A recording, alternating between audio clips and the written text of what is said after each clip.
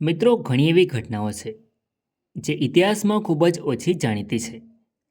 આજે આપણે એવી જ એક ઘટના વિશે વાત કરવાના છીએ જે ધ્રોળ અજવાળામાં એક ધ્વજ માટે થઈ હતી. આ વાત છે ધ્રોળ ધ્વજ સત્યાગ્રહની, જ્યાં ડરના છાયામાં જીવતી પ્રજાએ અહિંસા અને સત્યના બળે અન્યાયને હરાવ્યો.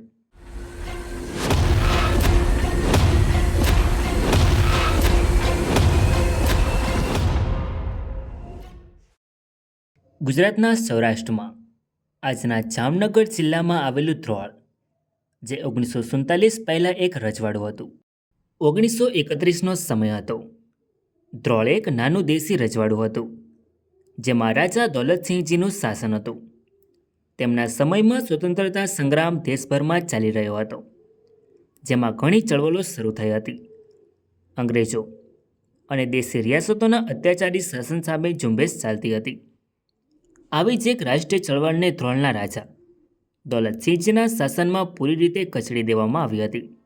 1931ની માર્ચમાં ધ્રોળના બહાદુર રાષ્ટ્રવાદી નેતા પુરુષોત્તમભાઈ ઉદેસીને રજવાડાની પોલીસે જેલમાં પૂર્યા અને એટલો માર માર્યો કે આખી પ્રજામાં ભયનું વાતાવરણ છવાઈ ગયું.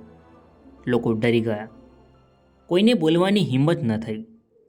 ત્યારબાદ ગાંધી ઇરવિન કરાર બાદ પુરુષોત્તમભાઈ મુક્ત થયા. 1931માં કરાચીમાં કોંગ્રેસ અધિવેશનમાં ધ્રોળના આગેવાનોએ ભાગ લઈ રાજ્યના અન્યાય સામે લડવાની પ્રેરણા મેળવી. કોંગ્રેસનો સંદેશો લોકોને પહોંચાડવા સ્થાનિક નેતાઓએ ધ્રોળમાં જાહેર સભા યોજી.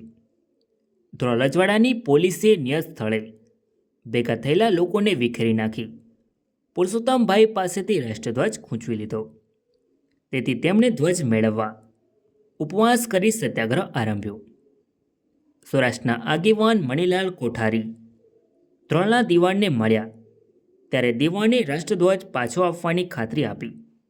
તેથી પુરુષોત્તમભાઈએ પારણા કર્યા. પણ દિવસો વીત્યા, ધ્વજ પાછો ન આવ્યો. વચનભંગ, વિશ્વાસઘાત, આ તો અત્યાચારની ચરમસીમા હતી. અહીં વળાંક આવ્યો. ઘણા દિવસો સુધી ધ્વજ પરત ન મળવાથી ફૂલચંદભાઈ શાહે 5 સ્ત્રીઓ સહિત 54 સત્યાગ્રહીઓ ધ્રોળ પહોંચ્યા. 26 મે 1931ના રોજ ધ્રોળમાં લોકોએ સરઘસ કાઢ્યું, દરબારગઢ ચોકમાં સભા ભરી અને ધ્વજ સોંપી દેવાની માંગણી કરી. પરંતુ ધ્રોળના રાજાને આ વાત પસંદ ન આવી. બીજે દિવસે ધ્રોળના રાજાએ સભા સરઘસ કાઢવાની મનાઈ ફરમાવી અને ભેગા થયેલા સત્યાગ્રહીઓ પર ભયાનક લાઠીચાર્જ કર્યો. સત્યાગ્રહીઓ પર બેફામ લાઠીઓ વરસી ઘણા લોકોની ઈજા પહોંચી, પરંતુ કોઈએ હિંસા ન કરી. આ બધા સત્યાગ્રહીઓને પુરુષોત્તમભાઈને જે જેલ કોટડીમાં રાખવામાં આવ્યા હતા તેમાં પૂરવામાં આવ્યા. તેમાં 24 કલાક માટે કેદ કરીને રાખ્યા. કલ્પના કરો એ દ્રશ્ય. મહિલાઓ પર પણ લાઠીઓ વરસે. આ તો હૃદય વલોવી નાખે.